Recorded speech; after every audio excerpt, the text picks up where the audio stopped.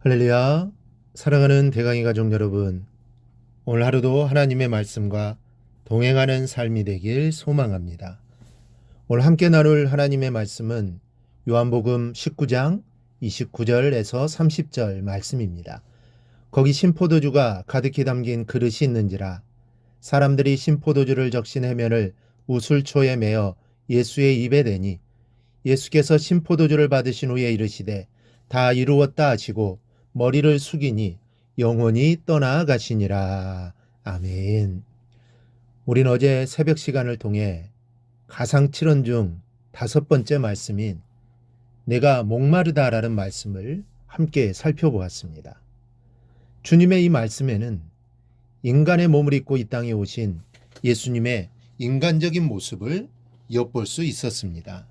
그리고 예수님은 이 피를 다 쏟으심으로 엄청난 목마름의 고통을 당하셨지만 우리들은 이 피로 말미암아 구속함을 받고 영원한 생명을 소유하고 살아가게 된 것입니다. 오늘은 예수님께서 십자가상에서 6번째로 남겨주신 말씀을 통해 은혜를 받고자 합니다.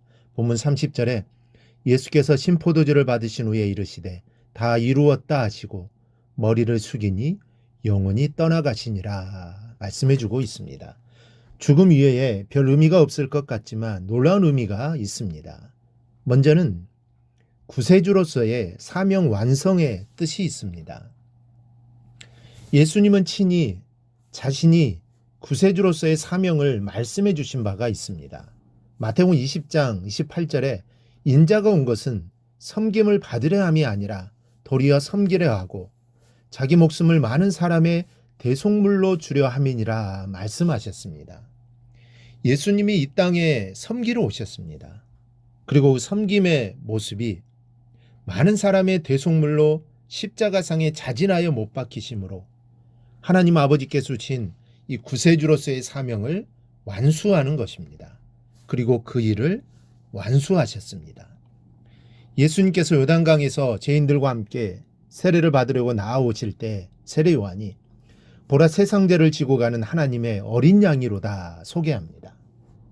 세례 요한이 소개하는 이 한마디에는 예수님은 구세주로서의 사명을 완수하고 있었음을 말씀하는 것입니다. 또한 예수님은 잡히시기 전날 밤에 제자들과 함께 성찬식을 행하시고 떡과 잔을 나누어 주시면서 이것은 너희를 위한 내 몸이요 내 피라 말씀하실 때 이미 하나님께로부터 받은 구세주로서의 사명을 완수하셨습니다. 그리고 예수님이 잡히시기 전날 밤에 겟세마네 동산에 들어가셔서 내 아버지여 만일 할만하시거든 이 잔을 내게서 지나가게 하옵소서. 그러나 나의 원대로 마옵시고 아버지의 원대로 하옵소서라는 기도를 드릴 때 이미 예수님은 구세주로서의 사명을 완수하신 것입니다. 이렇게 주님의 삶이 모든 순간이 구세주로서의 사명을 완수하고 계셨던 것입니다.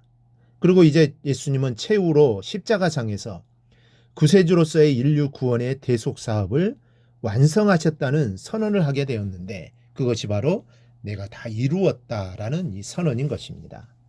둘째로 구세주로서의 율법의 완성을 뜻합니다. 유대주의자들이나 율법주의자들은 예수님은 율법을 무시하고 폐하는 자라고 핍박을 했고 바리새인들은 예수님이 율법의 파괴자라고 보고 늘 박해를 일삼았던 것입니다.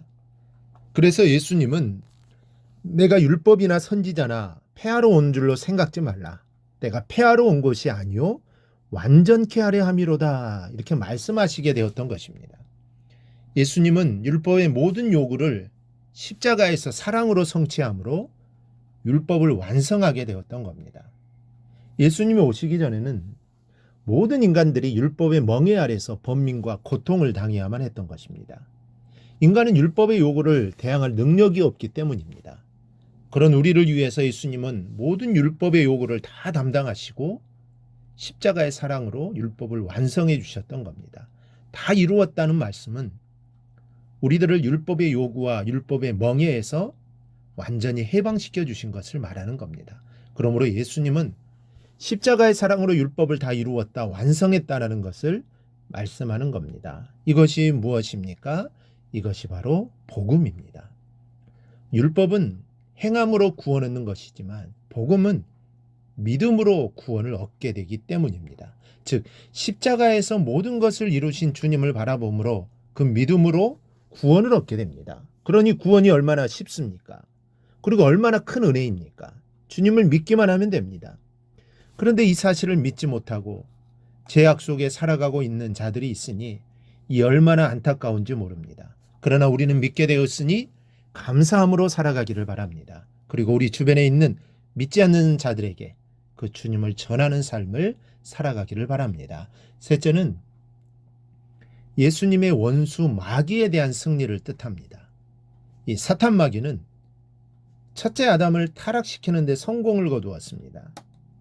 아담과 하와를 시험해 온 것도 말씀을 가지고 시험해 왔습니다. 하나님이 참으로 너희더러 동산 모든 나무의 실과를 먹지 말라 하시더냐 시험해 왔던 겁니다. 그들은 말씀의 무장이 바로 되어 있지 못했기 때문에 사단의 시험에 넘어가고 정복당하게 되고 죄가 세상에 들어오게 되었던 겁니다.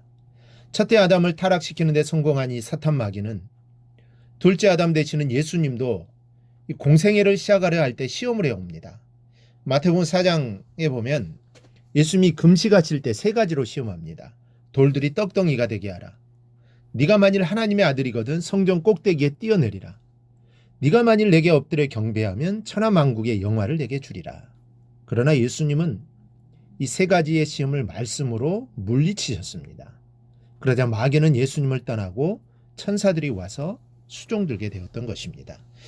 예수님을 떠났던 사단이 예수님의 마지막 고난주간에 다시 나타나서 가룟 유다를 통해 시험해 왔으나 예수님이 끝까지 시험에 들지 아니하시고 마귀의 괴계를 물리쳤던 것입니다.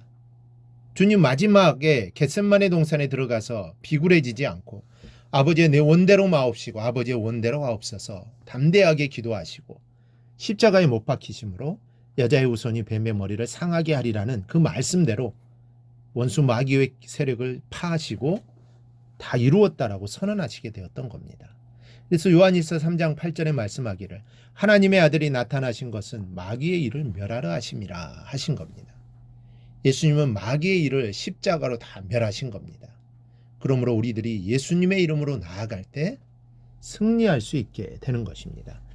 예수님께서 우리를 위해서 십자가상에서 다 이루었다는 이 승리의 계가를 부르셨습니다. 그러니 우리도 이제 승리할 수 있습니다. 우리도 주 안에서 믿음 안에서 말씀 안에서 이기고 승리하게 되는 것입니다. 그리고 승리로 하나님께 영광 돌리는 삶을 살아야 합니다. 우리 삶이 힘들고 괴로울 때마다 오늘 승리를 선포하신 주님의 말씀을 기억하고 승리하는 삶을 꼭 살아가기를 주님의 이름으로 축원합니다. 오늘 묵상한 말씀을 굳게 잡고 삶으로 실천하며 살아내는 대강의 모든 성도들이 되기를 축복합니다.